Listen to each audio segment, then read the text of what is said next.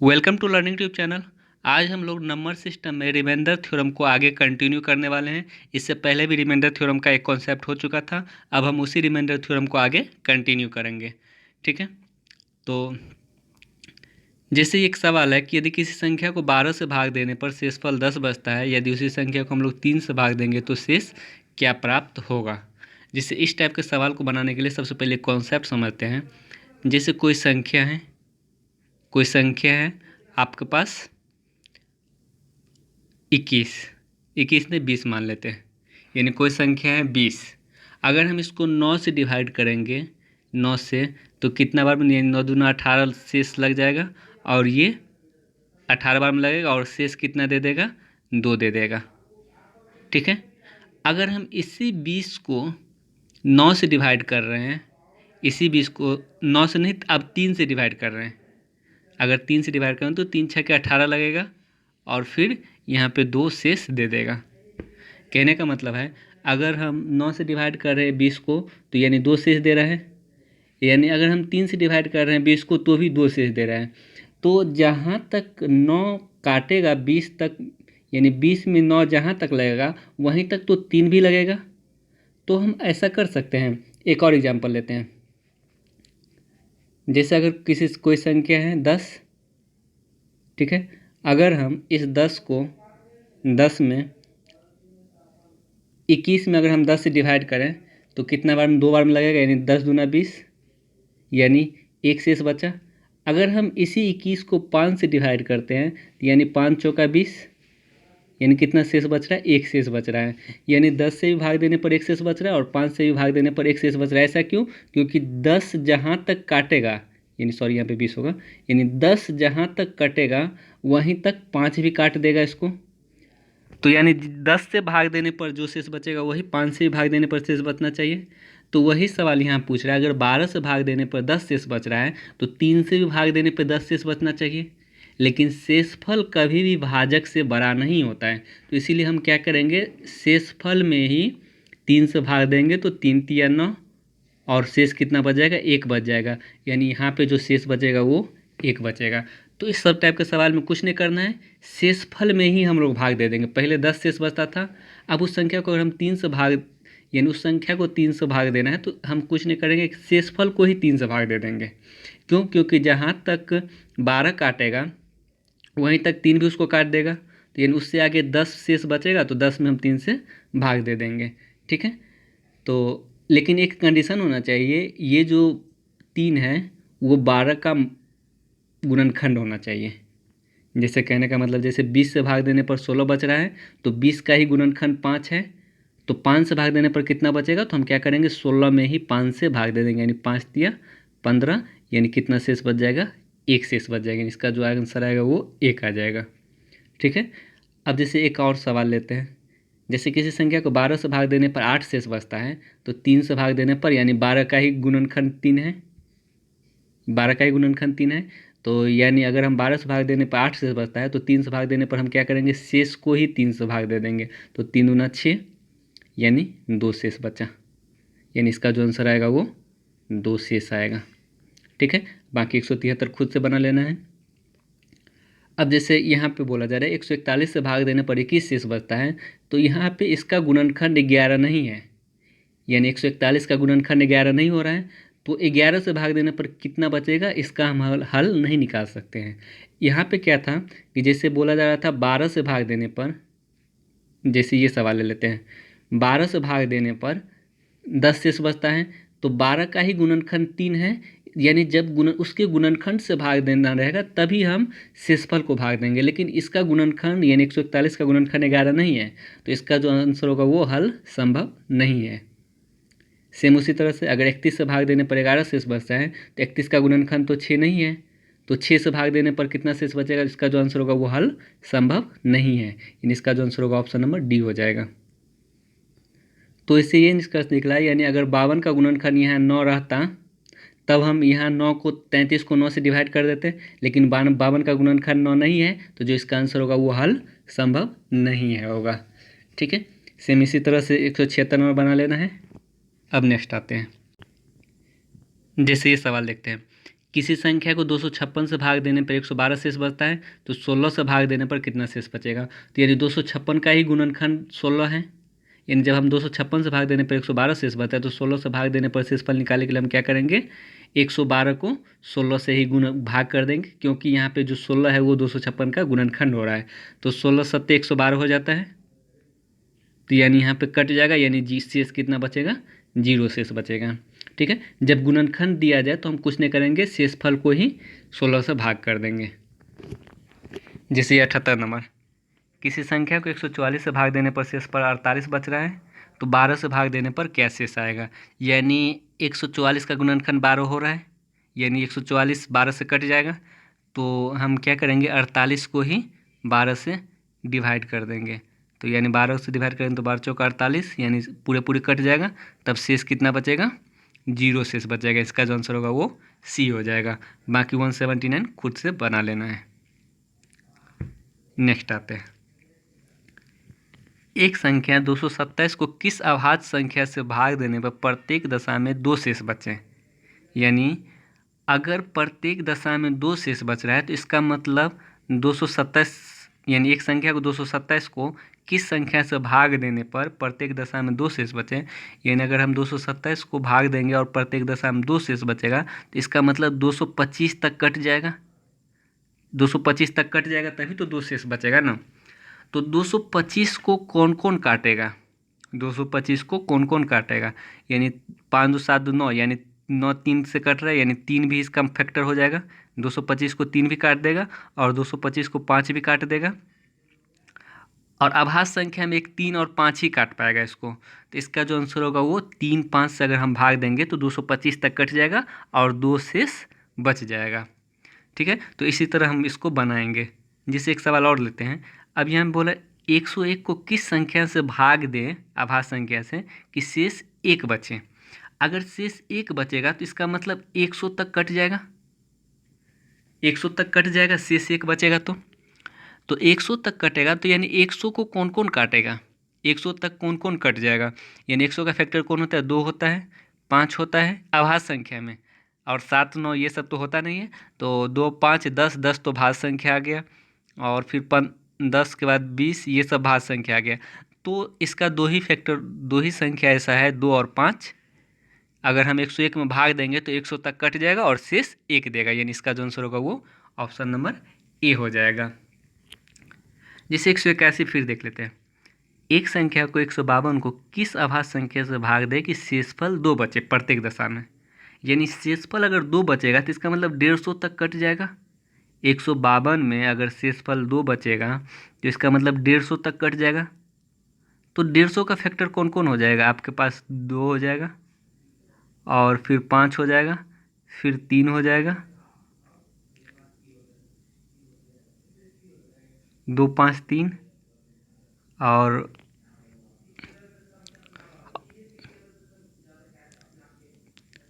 तो 2 5 3 होगा।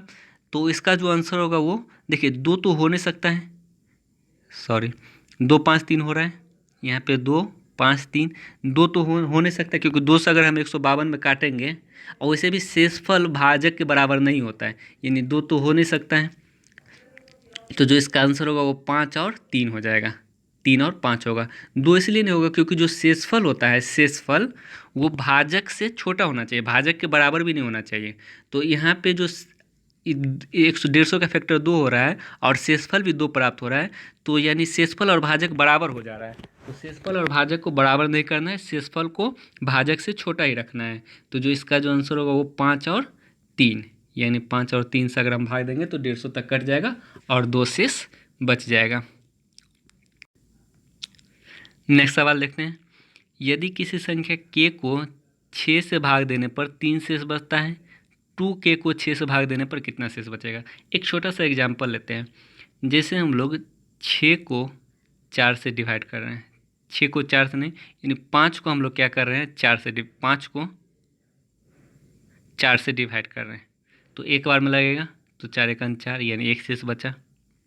ठीक है, अगर हम 10 को 4 से डिवाइड करते हैं तो 4 दूना 8, यानी 2 शेष बचा।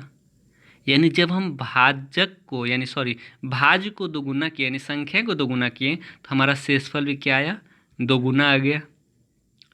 तो हम ये कह सकते हैं कि अगर मान चलिए भाजक को भाज्य यानी संख्या को अगर दोगुना करने के लिए बोला जाए तो हम लोग डायरेक्ट शेष को दोगुना कर देंगे।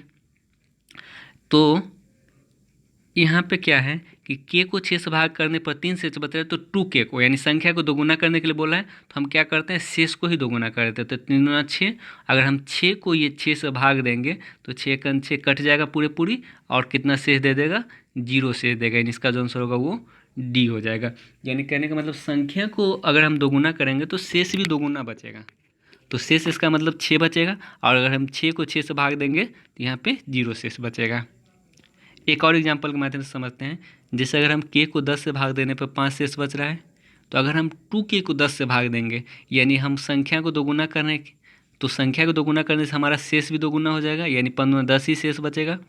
और इस 10 को अगर हम 10 से भाग देंगे तो 10 एकन 10 यानी कट जाएगा, यानी 0 शेष देगा। यानी इसका भी जो आंसर होगा वो 0 हो जाएगा। ये दोनों खुद से बना लेना है। नेक्स्ट एग्जाम्पल से हम अच्छी तरह से इसको समझ सकते हैं। जैसे एक ये एग्जाम्पल लेते हैं। किसी संख्या को 4 से भाग देने पर 3 शेष बचता है। यदि उससे 3 गुनी संख्या, यानी संख्या को हम क्या कर रहे हैं, 3 गुनी कर रहे हैं, तो यानी शेष भी हमारे पास क्या बचेगा, 3 गुना बचेगा, यानी 9 शेष बचेगा। लेकिन कभी भी जो है शेष भाजक से बड़ा नहीं होता है, यानी 4 से बड़ा नहीं हो सकता। तो हम क्या करेंगे, इस 4 से भाग दे देंगे फिर से, तो 4 दूना 8, यानी कितना शेष बचेगा, 1 शेष बचेगा। ठीक है, कहने का मतलब है अगर संख्या को 3 गुना करने के लिए बोले तो हम क्या करेंगे, शेष को ही 3 गुना करके ये भाजक से भाग दे देंगे। जैसे ये सवाल देखें, x को 11 से भाग देने पर 6 शेष बचता है, तो 4x, यानी संख्या को 4 गुना कर रहा है तो हम क्या करते हैं, शेष को ही 4 गुना करते हैं, यानी 24 आ गया। और इस 24 को हम उसी भाजक यानी यही 11 से भाग देंगे, तो 11 दूना 22, यानी कितना शेष बच जाएगा, 2 शेष बच जाएगा। इसका जो आंसर होगा वो 2 हो जाएगा। ठीक है, तो फिर से दोहरा देते हैं। यानी संख्या को 2 गुना या 3 गुना जो भी संख्या को करने के लिए बोलेगा वो हम क्या करेंगे, शेष को ही उस संख्या से मल्टीप्लाई करके फिर भाग दे देंगे। बाकी 190 नंबर खुद से बना लेना है। अब नेक्स्ट आते हैं। यानी किसी संख्या को 5 से भाग देने पर शेष 3 बचता है। यानी संख्या के वर्ग को, अभी जस्ट बोले अगर संख्या 2 गुना होता है तो शेष भी 2 गुना होता है। अगर संख्या को हम स्क्वायर कर रहे हैं तो इसका मतलब शेष भी स्क्वायर हो जाएगा, यानी 3 या 9 शेष बचेगा। और कभी भी शेष भाजक से बड़ा नहीं होता है, तो हम क्या करेंगे, 5 से भाग देकर एक बार फिर से शेष निकालेंगे। 5 एकन 5 लगेगा और कितना शेष बच जाएगा, 4 शेष बचेगा। इसका जो आंसर होगा वो 4 हो जाएगा। अब जैसे 192 नंबर देखते हैं। किसी संख्या को अगर हम 7 से डिवाइड करें तो 4 शेष बच रहा है। संख्या के वर्ग को अगर हम 7 से डिवाइड करेंगे, यानी अगर हम संख्या के वर्ग करने से क्या करेंगे, हम लोग शेष को ही वर्ग कर देंगे। तो शेष को वर्ग करेंगे तो 16 शेष बचेगा। अगर संख्या को वर्ग कर रहे हैं तो शेष भी वर्ग हो जाएगा, यानी अगर 4 का स्क्वायर करें तो 16 शेष। तो कभी भी जो शेष होता है वो भाजक से बड़ा नहीं होता है, तो हम क्या करेंगे, उस शेष को फिर से 7 से डिवाइड कर देंगे। 7 दूना 14, यानी कितना शेष बचेगा, 2 शेष बचेगा। ठीक है, 193 नंबर देख लेते हैं। 8 से भाग देने पर 6 शेष बचता है। यानी संख्या को वर्ग को बोला तो हम क्या करेंगे, शेष को वर्ग कर देंगे, तो 6 चाके 36, और इसी वर्ग यानी शेष को ही वर्ग करके यानी उससे भाग दे देंगे, भाजक से भाग दे देंगे। यानी 8 चौका 32, यानी 4 शेष बचेगा। ठीक है, जैसे जैसे हम सवाल बनाते जाएंगे उसी वैसे इस सब के बारे में क्लियरेंस बढ़ते जाएगा।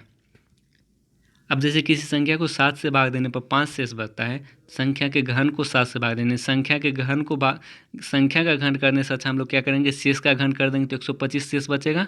अगर हम इस 125 को 7 से डिवाइड करेंगे तो 7 एकन 7, यहाँ क्या बचेगा 5, और 7 सत्ते 49, यानी कितना शेष बचेगा, 6 शेष बच जाएगा। इसका जो आंसर होगा वो ऑप्शन नंबर ए हो जाएगा। जिससे 195 नंबर देख लेते हैं। 8 से भाग देने पर 6 शेष बचता है। यदि उस संख्या के घन को 8 से भाग देंगे, यानी संख्या को घन करने से अच्छा शेष को घन कर देंगे तो 216। अगर हम 216 को 8 से भाग देंगे तो कितना बार में कटेगा, तो 8 दूना 16, 5 6, यानी 8 सत्ते 56, यानी 216 8 से कट रहा है, तो यहाँ पे कितना शेष बचेगा, शेष 0 बचेगा यहाँ पे। बाकी 2 सवाल 196 97 खुद से बना लेना है। जितना हम लोग खुद से प्रैक्टिस करेंगे उतना ज़्यादा मेरे लिए बेनिफिट रहेगा। अब जैसे x एक ऐसी संख्या है जो 4 से भाज्य है, तो x+1 और x+3 को 4 से भाग देने पर शेष क्या बचेगा। जैसे x+1 और x+3 को 4 से जब हम भाग देंगे तब शेष क्या बचेगा। तो इससे पहले हम लोग एक चीज़ पढ़े थे, अगर मान चलिए कहीं पे लिखा रहे 21 + 33 ले लेते हैं। अगर हम इसको 4 से डिवाइड करेंगे तो दो तरीका होगा शेष निकालने का। या तो आप दोनों को जोड़कर 4 से डिवाइड कर दें, दोनों को जोड़कर 54 आएगा, इसको 4 से डिवाइड करें तो रिमाइंडर निकाल सकते हैं। या फिर हम अलग अलग रिमाइंडर निकाल के दोनों को जोड़ दें, यानी यहाँ पे हम 4 से भाग देंगे तो कितना शेष बचेगा, 1 शेष बचेगा, और यहाँ पे हम 4 से भाग देंगे तो 1 शेष बचेगा। तो यहाँ इस दोनों के बीच में प्लस है तो टोटल कितना शेष बचेगा, 1 शेष यहाँ, 1 शेष यहाँ, टोटल 2 शेष बचेगा। तो पहला तरीका क्या होगा कि आप अलग अलग जो है शेष निकाल के बीच में अगर प्लस रहे तो प्लस कर देना है, बीच में गुना रहे तो गुना कर देना है। यानी यहाँ पे बोला x 4 से कटने वाला, यानी अगर x 4 से कट जाएगा तो यहाँ पे शेष कितना बचेगा, 1 बचेगा। और यह x अगर 4 से कट जाएगा तो यहाँ पे शेष कितना बच जाएगा, 3 बच जाएगा। तो इस दोनों के बीच में क्या है, मल्टीप्लाई का साइन है, तो यानी यहाँ पे 1 शेष बचा, मल्टीप्लाई यहाँ पे 3 शेष बचा, तो 3 एकन 3 शेष बच जाएगा। यानी इसको अगर हम 4 से भाग देंगे तो 3 शेष बचेगा। जैसे एक और सवाल देते हैं, जैसे x+1 और x+3 को हम लोग अगर 5 से भाग देंगे तो शेषफल क्या आएगा, और x जो है वो 5 से भाज्य वाली संख्या है।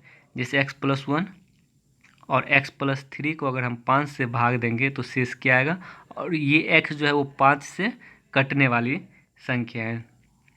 तो अगर हम इसको 5 से भाग देंगे तो ये x कट जाएगा और शेष कितना बचेगा, 1। इस यहाँ पे मल्टीप्लाई का साइन है, मल्टीप्लाई, यहाँ पे ये x काट देगा क्योंकि 5 से कटने वाली संख्या है, तो x को 5 काट देगा, तो यहाँ पे कितना बच जाएगा, शेष 3। तो टोटल 3 एकन 3 शेष यहाँ भी बचेगा। ठीक है, सेम इसी तरह 199 बना लेना है। जैसे x+2 इंटू x+1, अगर हम इसको 7 से डिवाइड करेंगे और x क्या है, 7 से भाज्य संख्या है, अगर ये 7 से भाज्य संख्या है तो यहाँ पे 2 शेष बचेगा, यानी x को काट देगा, 2 शेष बचेगा। मल्टीप्लाई, यहाँ पे अगर हम 7 से भाज्य संख्या ये x को काट देगा तो शेष 1 बचेगा, तो 2 एकन 2, यानी यहाँ पे जो शेष आएगा वो 2 बच जाएगा। ठीक है, तो अब नेक्स्ट सवाल देखते हैं।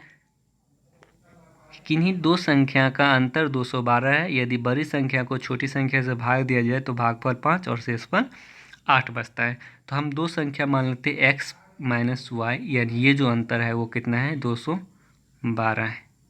ठीक है, अब हम बड़ी संख्या x माने थे तभी तो x में से y घटा रहे हैं ना। बड़ी संख्या x को अगर हम y से भाग देते हैं, यानी बड़ी संख्या को, यहाँ पे सवाल बोला जा रहा है, बड़ी संख्या को छोटी संख्या से भाग दिया जाए, यानी बड़ी संख्या x है, इसको हम y से भाग देंगे तो भागफल 5 और शेषफल कितना आता है, 8 आता है। तो ये जो संख्या होता है वो क्या होता है, भाज्य, और यहाँ पे जो संख्या होता है वो भाजक, जिससे हम लोग भाग लगाते हैं वो भाजक, और जितना बार में लगता है वो भागफल, और ये शेष बचता है। तो भाज्य बराबर क्या होता है, भाज्य बराबर भाजक गुने भागफल जोड़ शेष, भाज्य बराबर भाजक गुने भागफल प्लस शेष। तो यहाँ पे भाज्य क्या है, x बराबर भाजक y हो जाएगा, ये भाजक y और गुने भागफल 5 और शेष कितना दिया गया है, 8 दिया गया है। तो x बराबर कितना हो गया, यहाँ पे 5y + 8। ठीक है, हमारे पास अब 2 समीकरण बन गए, इसको मिटा रहे हैं। अब हमारे पास 2 समीकरण बन गए। पहला समीकरण x - y बराबर 212, दूसरा समीकरण x बराबर 5y + 8। तो यहाँ पे बोले पता है छोटी संख्या क्या है, यानी छोटी संख्या हम y माने थे, तो y का वैल्यू पूछ रहा है। तो हम x के बदले में, यानी ये x - y में, यहाँ पे x के बदले में हम क्या करते हैं, 5y + 8 पुट कर देते हैं। 5y + 8 - y बराबर 212। तो ये y इधर आएगा, यानी 4y बराबर 204। तो y बराबर कितना आ जाएगा, 41 आ जाएगा, यानी यहाँ पे y बराबर क्या आ जाएगा, 41, यानी इसका जो आंसर होगा ऑप्शन नंबर डी हो जाएगा। तो सेम उसी तरीक़ा से इस सवाल को भी बना लेना। 201, दो संख्या का जो अंतर है वो 84 दिया गया, यानी x - y अंतर जो है वो 84 दिया गया है। अगर हम बड़ी संख्या को छोटी संख्या से भाग दे रहे हैं, यानी x को y से भाग दे रहे हैं तो भागफल 6 और शेषफल 4 बताए, यानी भागफल 6 और शेषफल 4। तो हम लोग को पता है भाज्य बराबर क्या होता है, यानी x बराबर भाजक गुने भागफल प्लस शेष। तो अब हमें छोटी संख्या निकालना है, तो इसका मतलब y निकालना है। जब y निकालना है तो x को हटा देते हैं, यानी ये x माइनस वाई में हम x के बदले में 6y प्लस 4 रख देते हैं यहाँ पे। तो 6y प्लस 4 माइनस वाई बराबर 84। तो 6 माइनस वाई में 6y में से एक y जाएगा तो 5y बराबर 80, तो y बराबर 16, यानी इसका जो आंसर आएगा वो 16 आ जाएगा, यानी छोटी संख्या जो आएगा वो 16 आ जाएगा। ठीक है, बाकी 202 और 203 खुद से बना लेना है। अब नेक्स्ट टाइप देखते हैं।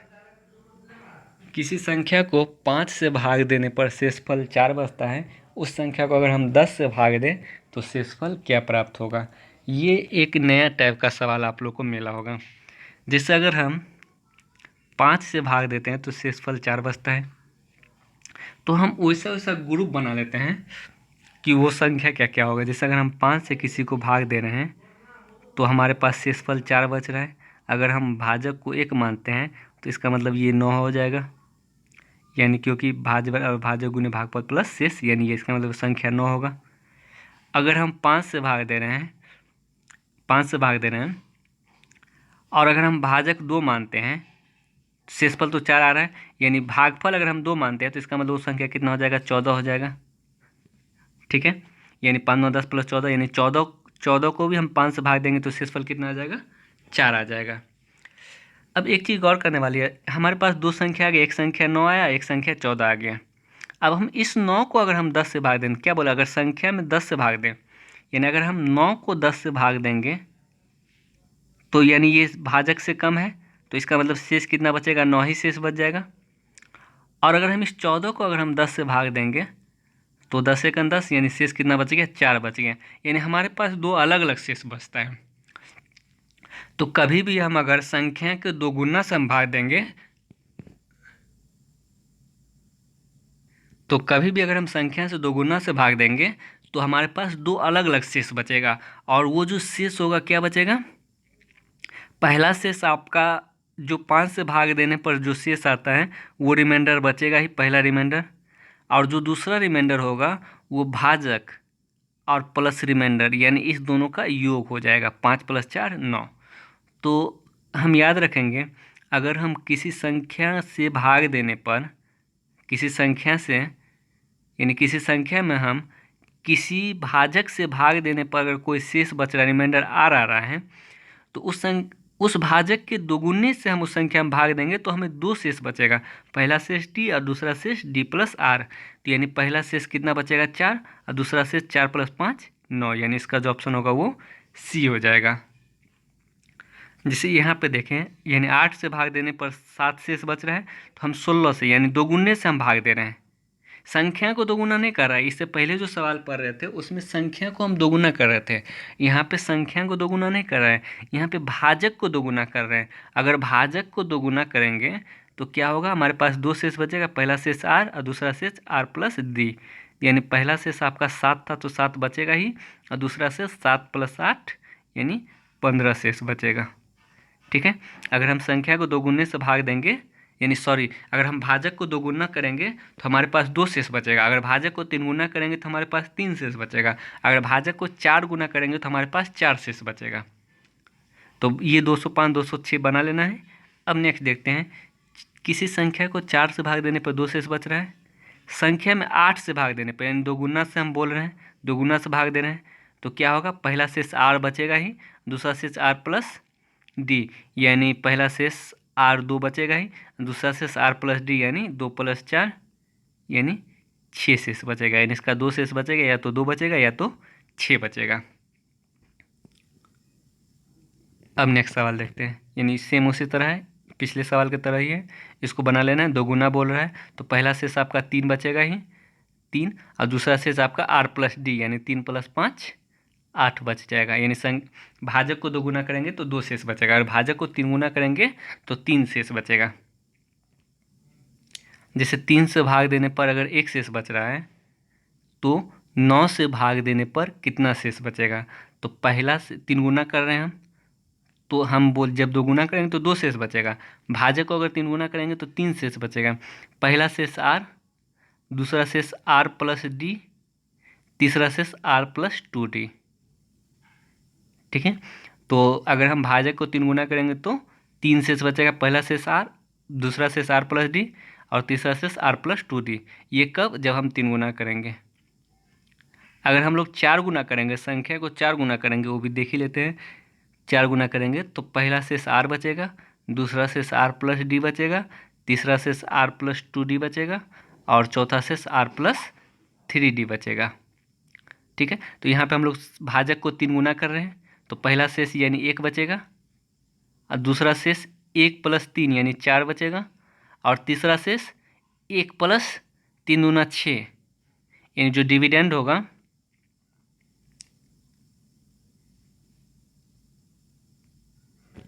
डिविडेंड नहीं डिवाइजर, यानी डिवाइजर को हम 2 गुना करेंगे यानी 3 दूना 6 प्लस 1 7 यानी तीसरा शेष 7 यानी या तो 1 या तो 4 या तो 7, इस तीनों में से एक शेष बचेगा। जैसे यहाँ पे ये सवाल आप लोग यूनिक होगा, ये किसी बुक में नहीं मिलेगा, ये सब फिर भी देख लेते हैं। जैसे किसी संख्या को 4 से भाग देने पर एक शेष बचेगा, यानी संख्या को हम लोग 3 गुना कर रहे हैं तो पहला शेष क्या बचेगा r, दूसरा शेष r प्लस डी और तीसरा शेष r प्लस 2d। ठीक है, तो पहला शेष 1, दूसरा शेष 1 प्लस 4 5 और तीसरा शेष 1 प्लस 8 यानी 4 दूना 8 करेंगे तो 9 यानी 1 5 और 9 शेष बचेगा इसका। तो बाकी 2 सवाल खुद से बना लेना है। अगर कहीं 4 गुना रहता तो 4 गुना रहता, तो अगर 5 गुना रहता, अगर कहीं पे 5 गुना रहता, जब 5 गुना रहता यानी मतलब जब भाजक को हम लोग 5 गुना करते हैं तो पहला शेष r बचता, दूसरा शेष r प्लस डी, तीसरा शेष r प्लस 2d, चौथा शेष r प्लस 3d और पाँचवा शेष r प्लस 4d। यानी अगर हम भाजक को 5 गुना करेंगे तो 5 शेष बचेगा। नेक्स्ट आते हैं। अब बोले यदि किसी संख्या को एक भाजक से भाग देने पर शेषफल 8 आता है, यदि हम उस संख्या को 2 गुने से उसी भाजक से भाग देते हैं तो शेषफल 3 प्राप्त होता है। कहने का मतलब अगर कोई संख्या को हम एक भाजक से भाग देने पर हम 8 शेष प्राप्त होता है, अगर उस संख्या को 2 गुना करेंगे तो इसका मतलब 16 शेष प्राप्त होना चाहिए। इससे पहले जो सवाल हम पढ़े थे, जैसे ये सवाल,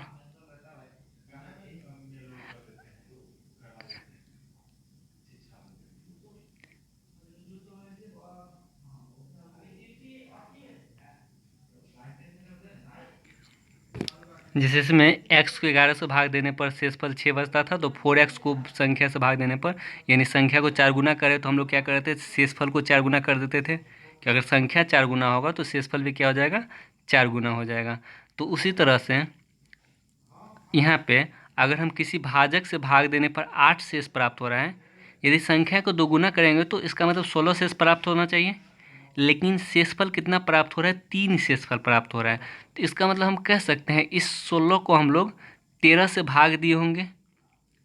इसका मतलब इस 16 को हम लोग 13 से भाग दिए होंगे, तभी तो यहाँ पे 3 शेष प्राप्त हो रहा है। तो इसका मतलब जो भाजक होगा वो कितना हो जाएगा, 13 हो जाएगा। जैसे एक बार फिर से समझते हैं, जैसे किसी संख्या को एक भाजक से भाग देने पर शेषफल 8 प्राप्त होता है। ठीक है, जब हम उस संख्या को 2 गुने से उस भाजक को भाग देंगे यानी पहले शेष 8 प्राप्त होता है, अगर हम संख्या को 2 गुना कर रहे हैं तो शेषफल भी 2 गुना हो जाएगा। इसका मतलब शेषफल 16 प्राप्त होना चाहिए, लेकिन शेषफल प्राप्त कितना हो रहा है, 3 शेषफल प्राप्त हो रहा है। तो इसका मतलब हम क्या किए होंगे, 16 में से 3 गए यानी 13 से हम लोग इसको भाग दिए होंगे। तो इसका मतलब अगर हम 13 से भाग दिए होंगे तो जो भाजक आएगा वो 13 हो जाएगा। अगर 13 का फैक्टर टूटता तो यानी वो भी उसका आंसर हो सकता था। जैसे एक सवाल लेते हैं, यदि किसी संख्या को एक भाजक से हम लोग भाग दे रहे हैं तो शेषफल 5 हो रहा है, जब हम संख्या को 2 गुना करेंगे तो शेषफल भी 2 गुना होना चाहिए, यानी 10 होना चाहिए शेषफल, लेकिन शेषफल बच कितना रहा है, 2 बच रहा है। तो इसका मतलब हम संख्या को 8 से भाग दिए होंगे, यानी इसका जो आंसर आएगा वो 8 आ जाएगा। 8 आ जाएगा और 8 का जो भी फैक्टर होगा, यानी भाजक 8 है तो 8 का जो भी फैक्टर होता है 4 भी हो जाएगा और 2 भी हो जाएगा। 2 नहीं होगा, क्योंकि 2 इसलिए नहीं होगा क्योंकि शेषफल कभी भी भाजक के बराबर नहीं होता है, इसीलिए यहाँ इसका जो आंसर होगा दोनों है वो 8 और 4, केवल 8 4 होगा। ठीक है, एक बार एक और एग्जाम्पल से हम लोग समझते हैं। जिससे किसी संख्या को एक भाजक से भाग देने पर शेषफल 7 प्राप्त होता है। अगर हम संख्या के दोगुने से उसी भाजक से भाग देंगे तो मेरा शेषफल कितना हो जाएगा, 14 प्राप्त होना चाहिए। अगर संख्या को दोगुना कर रहे हैं तो शेषफल भी दोगुना होगा, यानी शेषफल 14 प्राप्त होना चाहिए। लेकिन शेषफल प्राप्त कितना हो रहा है, 4 शेष प्राप्त हो रहा है। तो इसका मतलब हम लोग इस संख्या को 10 से डिवाइड किए होंगे, तब एक बार में लगा होगा, तो 10 एकम 10 और शेषफल 4 प्राप्त हो रहा है। यानी 14 में से 4 घटा देंगे 10, यानी इस संख्या को हम 10 से भाग दिए होंगे। तो इस जो ये संख्या आएगा वो क्या आ जाएगा, 10 आ जाएगा। ठीक है, और 10 का फैक्टर जो भी होगा, 10 का फैक्टर कौन कौन होता है, 2 होता है और 5 होता है। तो ये दोनों भी आंसर हो सकता था, लेकिन 2 आंसर इसलिए नहीं होगा क्योंकि जो भाजक होता है, भाजक वो कभी भी जो शेषफल होता है वो कभी भी भाजक से छोटा नहीं होता है। शेषफल कभी भी भाजक से बड़ा नहीं होता है। यानी शेषफल कभी भी बड़ा नहीं हो सकता, यानी 4 जो है कभी भी 2 से बड़ा नहीं हो सकता है क्योंकि 4 शेषफल है। तो 5 भी इसका आंसर नहीं होगा क्योंकि यहाँ पे शेषफल 7 बच रहा है। अगर 5 होगा तो शेषफल 7 कैसे बचेगा, तो 5 भी इसका आंसर नहीं होगा। इसका आंसर केवल 10 होगा। यानी भाजक जो है वो हमेशा बड़ा होना चाहिए शेषफल से। जैसे एक और एग्जाम्पल इस सवाल को भी देख ही लेते हैं। 214 नंबर, यदि हम किसी संख्या को भाजक से भाग देने पर शेषफल 9 प्राप्त होता है। जब हम संख्या को दोगुना करेंगे तो इसका मतलब शेषफल भी दोगुना हो जाएगा 18, यानी शेषफल 18 आना चाहिए। लेकिन शेषफल आ कितना रहा है, 5 आ रहा है। तो इसका मतलब इस संख्या को हम लोग 13 से भाग दिए होंगे, यानी इसका जो भाजक आएगा वो 13 आ जाएगा।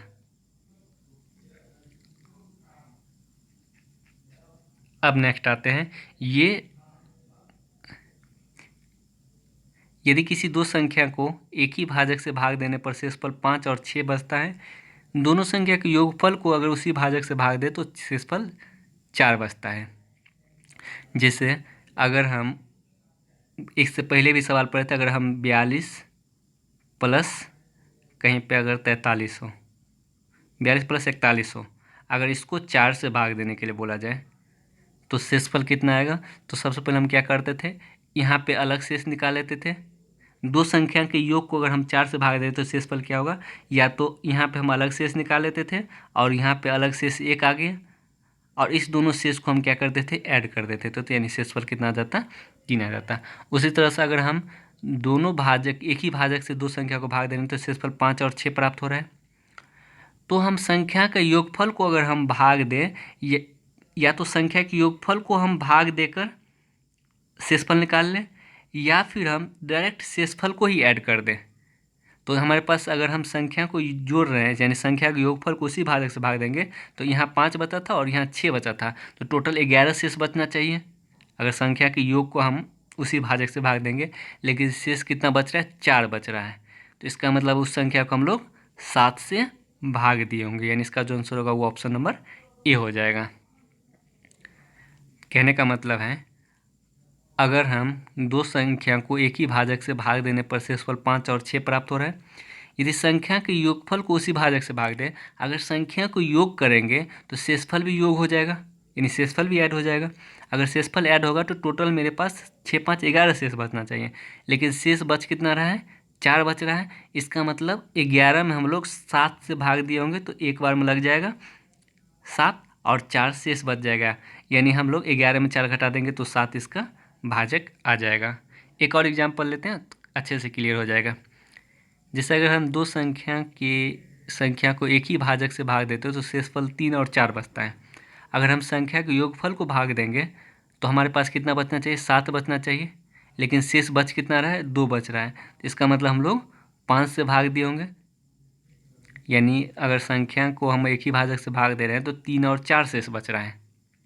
तो अगर हम संख्या को योग करेंगे तो शेषफल भी योग हो जाएगा। तो इसका मतलब संख्या को योग करें तो शेषफल योग होकर 7 बचना चाहिए, लेकिन शेष बच रहा है 2। तो इसका मतलब हम लोग इस 7 को 5 से भाग दिए होंगे, तब जाके 2 शेष बचा होगा, यानी इसका जो भाजक होगा वो 5 हो जाएगा।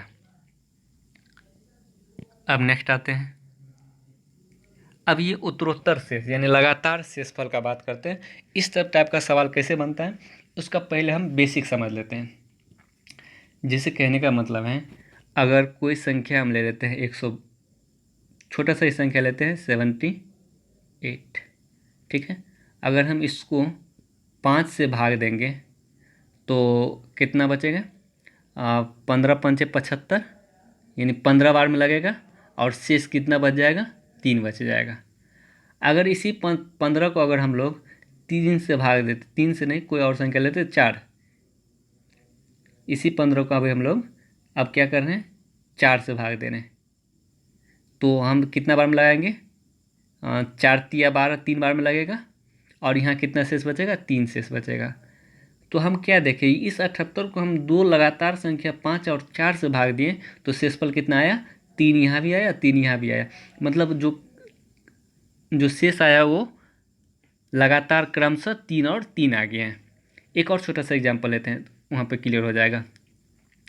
जैसे ये 78 को ही हम लोग अगर हम 6 से भाग देते हैं, यानी 6 से भाग देते हैं तो कितना बार में लगेगा? ये तो पूरे कट जाएगा, यानी 80 ले लेते हैं, तब 80 ले लेते हैं। तो अगर हम इसको 6 से भाग देते हैं तो कितना बार में कटेगा?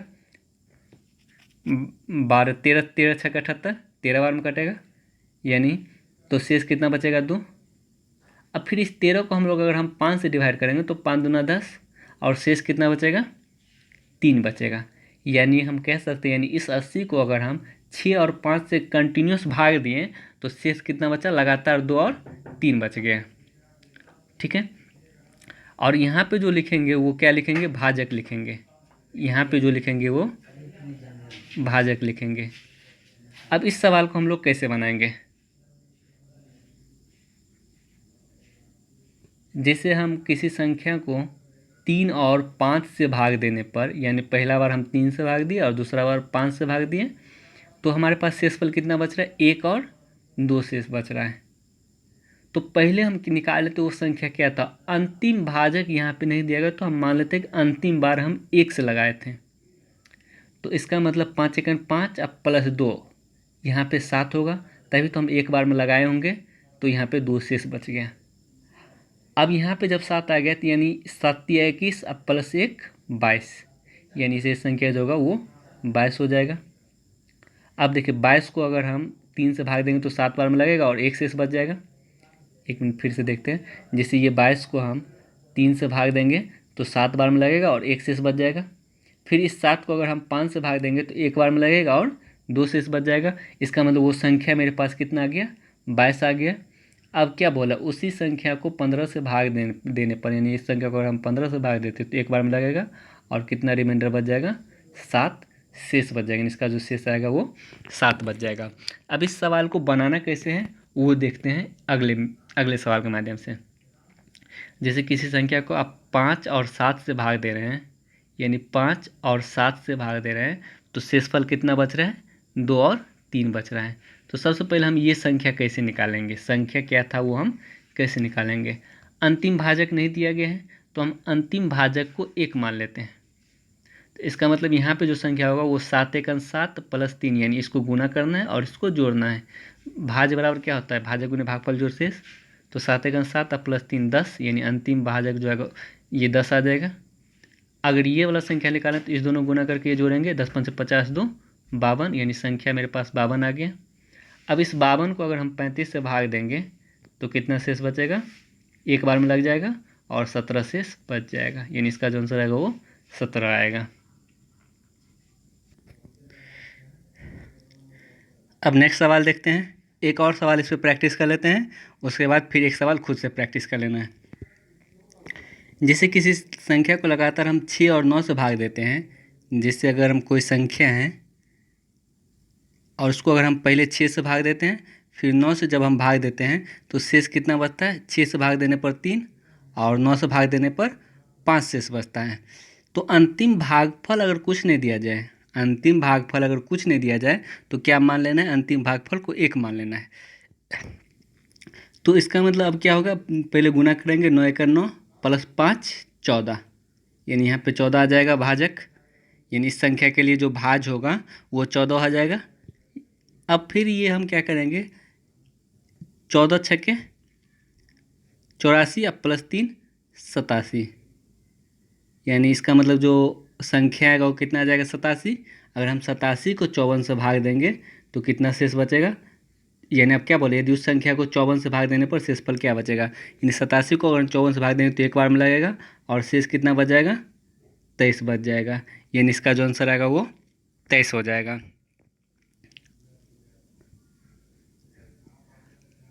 तो बाकी ये 220 नंबर खुद से प्रैक्टिस कर लेना है। अगर अभी भी कोई दिक्कत है, कन्फ्यूजन है, तो हम आगे 1-2 सवाल और लेंगे जिससे पूरा कन्फ्यूजन क्लियर हो जाएगा। जिससे किसी संख्या को लगातार 2, 5 और 6 से भाग देने पर 1, 3 और 4 शेष बचता है।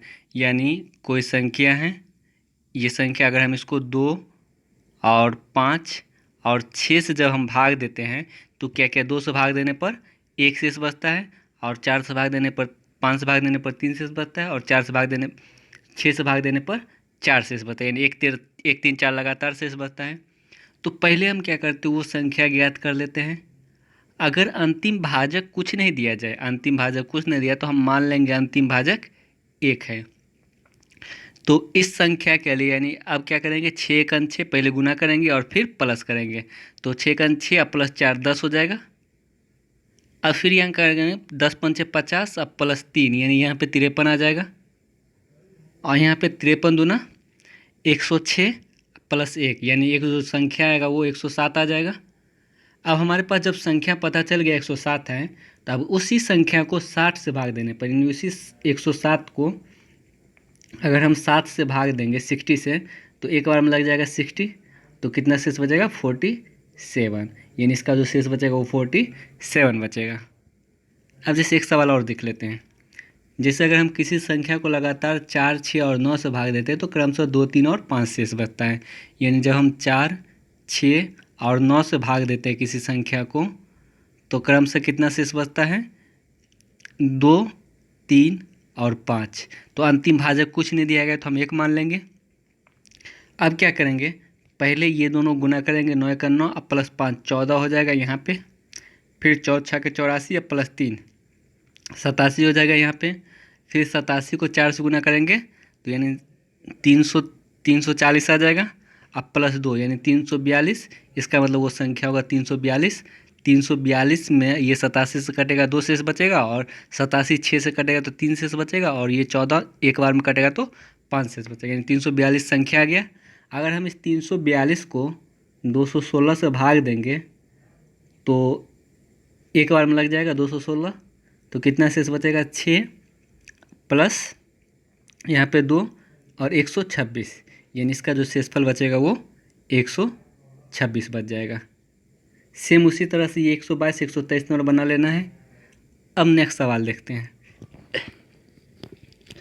यदि किसी संख्या को 2, 3 और 5 से भाग देने पर 1, 2 और 4 शेष बचता है, यदि भाजकों का क्रम उलट दिया जाए तो शेषफल कितना प्राप्त होगा।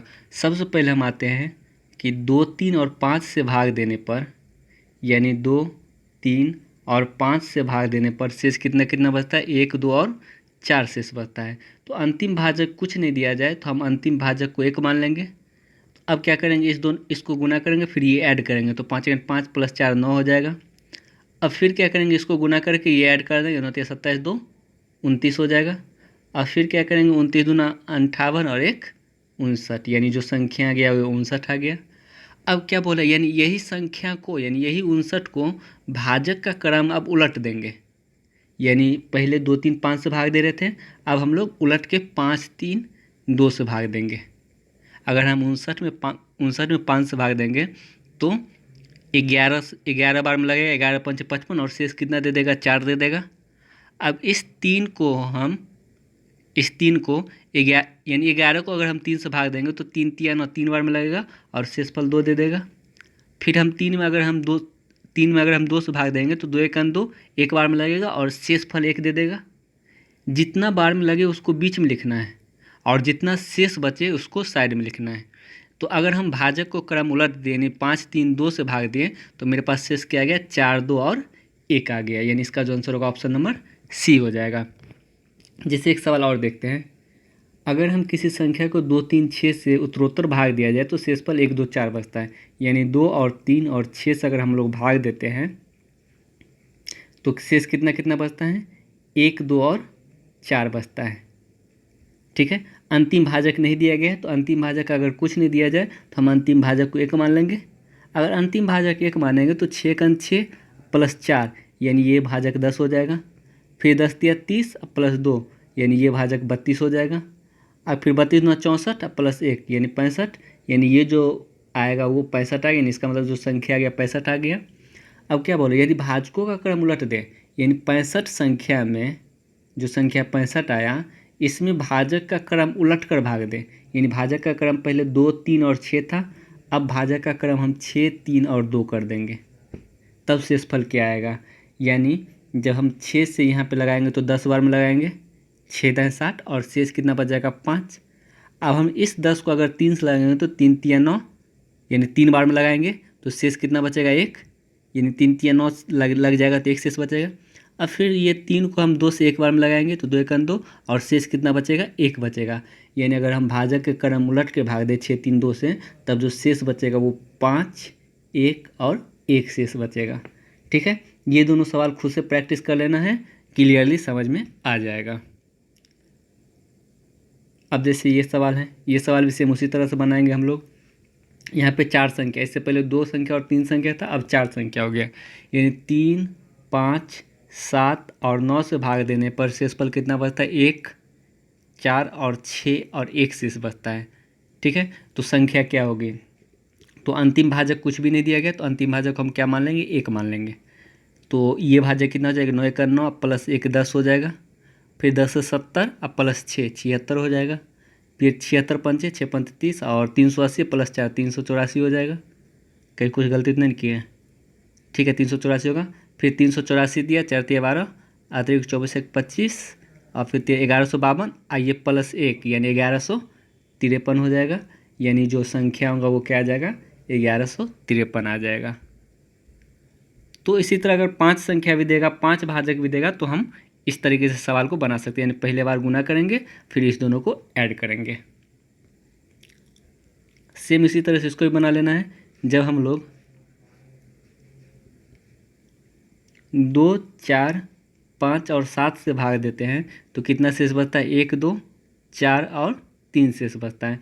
तो हम अंतिम भाजक को क्या करते हैं 1 मान लेते हैं। तो यहाँ पे 7 1 7 प्लस 3 10 यानी ये भाजक 10 आ जाएगा।